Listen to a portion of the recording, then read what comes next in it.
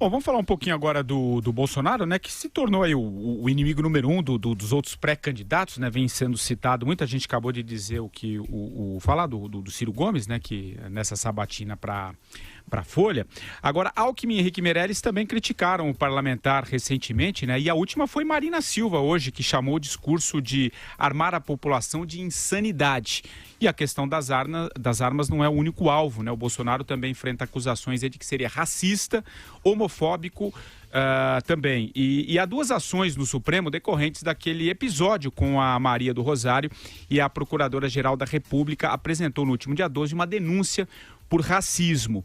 Bombardeado de todos os lados, Bolsonaro tem adotado uma estratégia diferente para se defender. A sua equipe, viu, Madu, vou começar esse tema com você, e seguidores, a sua equipe e os seguidores têm enviado vídeos nas redes sociais em que ele aparece ao lado de amigos negros. E sobre a acusação de homofóbico, o Bolsonaro nega e usa como exemplo uma parte elogioso que fez ao falecido deputado Clodovil Hernandes. O que você achou dessa estratégia? Como é que você está vendo aí o candidato Bolsonaro? Só lembrando, né, vou dar um recado importante, ele será entrevistado aqui. Começa amanhã o ciclo de entrevistas no Jornal da Manhã com os pré-candidatos, e o primeiro sairá Jair Bolsonaro amanhã, das 9 às 10 horas da manhã no Jornal da Manhã. Vai lá, ô Madu. Não, claro. Só para me corrigir perante a Vera, eu lancei mão de um recurso de retórica, Vera, porque eu falei, olha, antes assim, quer dizer, então tá. eu acho ótimo para que a liberdade de manifestação, a liberdade de imprensa, antes assim, né, como eu disse, como encerrei minha fala, para nós conhecermos os candidatos, como vamos conhecer amanhã um pouco mais do Jair Messias Bolsonaro, que é o populista de direita. Da mesma forma, né, que Ciro Gomes fala em povo, né, em prenhe, mulher prenhe, essa coisa arada toda, o Jair Bolsonaro digamos assim, força uma barra, né, para mostrar que é bonzinho, que é tolerante, que não discrimina minorias ou aquele que lhe é diferente. E que a gente já conhece, né, não de outros carnavais, de outras legislaturas, né, o posicionamento, o Bolsonaro sempre buscou, assim, nessas declarações polêmicas, um primeiro nicho eleitoral, né? Ele sempre enfatizando também a sua origem militar, né? Quase como se fosse ele, a bancada militar do governo. Essa questão, né, como o Patrick no início da intervenção dele falou, que essa questão de armar o povo, que seria e evidentemente seria uma carnificina. Eu não sou, é uma outra discussão, na minha opinião. Eu, enquanto liberal, eu acho que esse direito do cidadão andar armado, isso é uma outra discussão, né? Que eu não quero entrar agora. Eu sou favorável. Eu acho que o cidadão é responsável pelos seus atos, pelo que ele acha que deve carregar ou não. Mas não é o caso. O que eu acho curioso é que eu, pelo menos até agora, não ouvi por parte do Jair Bolsonaro nenhuma proposta, nenhuma proposta mesmo, não é uma proposta consistente, não, nenhuma proposta de como ele pretenderia enfrentar a questão da violência no Brasil. Se é armando a população, me desculpe, isso não resolve porcaria nenhuma, muito embora eu até seja favorável a que as pessoas que desejam andar armadas andem, né, se responsabilizando por todas as consequências, evidentemente. Mas não é essa a discussão. Armar a população não vai resolver a questão de violência no Brasil. Então, o que propõe? Aliás, não é só o Bolsonaro, não. Qualquer candidato para resolver esse grave problema que você tem no Brasil hoje, que é a da violência, das facções, do crime organizado, das milícias, né, do tráfico internacional. Essa é uma questão crucial. O desemprego e a corrupção, na minha opinião, serão os três polos chaves de interesse do eleitorado das eleições. Então, o Bolsonaro, que se diz, né, não um homem das cavernas, né, um homem das casernas, né, ele deveria, pela sua, digamos, experiência pregressa de militar, ter alguma proposta sobre essa questão de combate à violência, ao crime organizado. Mas não é armar a população. Vai lá, Vera. Olha, o deputado Jair Bolsonaro virou o alvo de todos os adversários pelo óbvio. Sem o Lula, ele é quem lidera as pesquisas e ele tem se mostrado resiliente, não tem caído nas sondagens como era de se esperar, sendo ele inicialmente, Patrick, esse candidato de nicho. Acontece que isso o coloca também frente a um dilema. Ele se fez e virou o que virou, um candidato que faz barulho e que gera todas essas paixões justamente pelas suas opiniões polêmicas. Foram elas que o trouxeram até onde ele está. Mas para ser alguém com chances de ir ao segundo turno, ele precisa ultrapassar esse patamar. Ele precisa sair do terreno de um candidato de nicho e se mostrar um candidato viável à presidência da República. Para isso, ele faz dois movimentos. O primeiro é na área econômica, a gente já viu.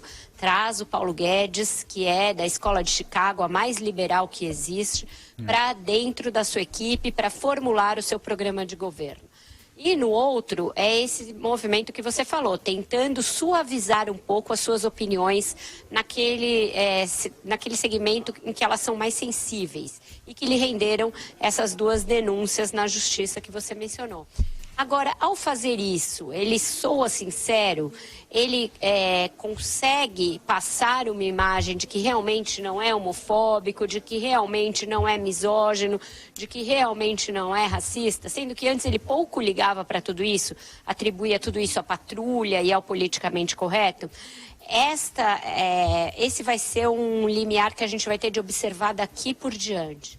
Se ele, nas suas novas intervenções, vai conseguir se livrar desse estigma, ultrapassar isso, e se, por outro lado, isso não vai fazer com que ele perca terreno com aqueles seguidores iniciais que o apoiaram justamente porque ele não tinha medo de falar o que pensava, de que ele não se pautava pelo politicamente correto.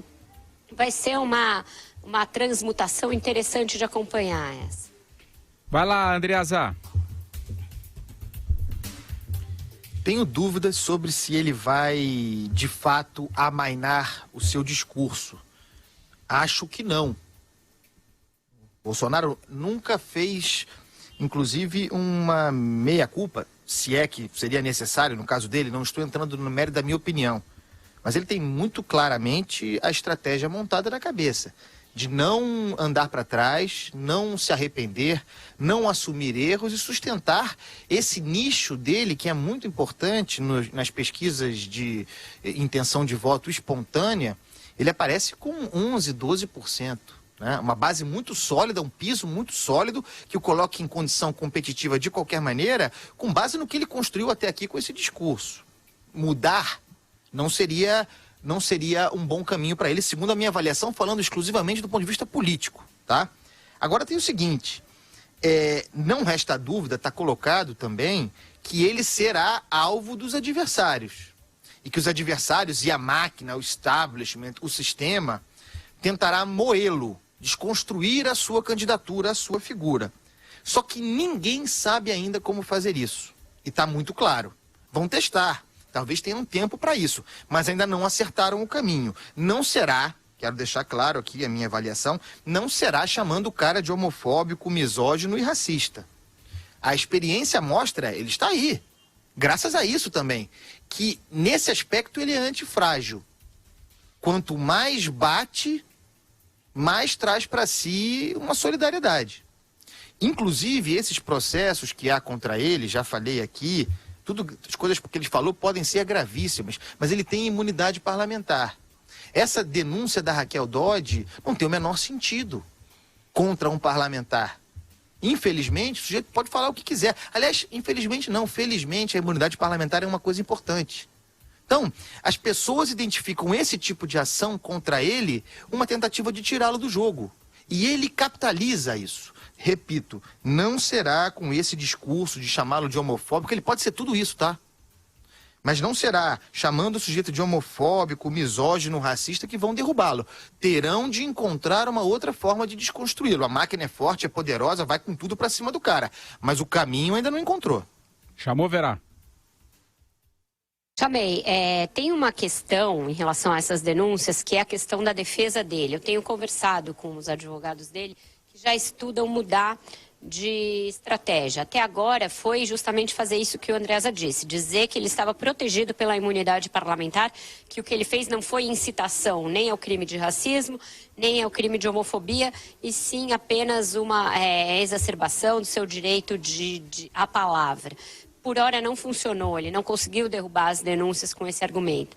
Então agora estuda-se mudar, dizer que, olha, como não se aceitou que se tratava de uma opinião parlamentar, então que os crimes desçam para a primeira instância, uma vez que se tratam de crimes comuns e não concernentes ao mandato. Seria usar justamente a resposta dada pela Justiça até agora para fazer com que as ações desçam para a primeira instância. É uma estratégia arriscada, porque significa você dar um cavalo de pau naquilo que você mesmo vinha dizendo. Mas é algo possível a defesa, uma vez que a própria Justiça até agora não acatou que se tratava de um crime de opinião, de um crime, portanto, concernente ao mandato. Vai ser interessante também observar isso. Quanto a ele mudar ou não, recuar ou não, esses recusos já foram feitos por ele, pelo menos nessa questão da homofobia, não na questão da Maria do Rosário, aliás, questão do racismo. Esses vídeos em que ele aparece ao lado de negros para se mostrar alguém não racista foram encaminhados por ele próprio, foram postados por ele próprio nas suas redes sociais. É uma tentativa de evitar algo que pode até ser bom, até fazer com que ele pareça alguém firme, polêmico num primeiro momento, mas que no segundo momento atrai uma repulsa de uma parcela maior da população que é contra a discriminação, etc, etc. Então existe sim um certo recuo que parte dele, isso já está em curso.